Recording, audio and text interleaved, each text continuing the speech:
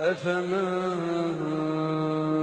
شرح الله صدره للإسلام فهو على نور من ربه فويل للقاسية قلوبهم من ذكر الله أولئك في ضلال مبين.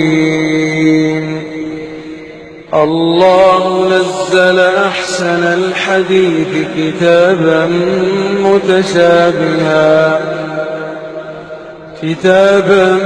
متشابها مثانية تقشعر منه جلود الذين يخشون ربهم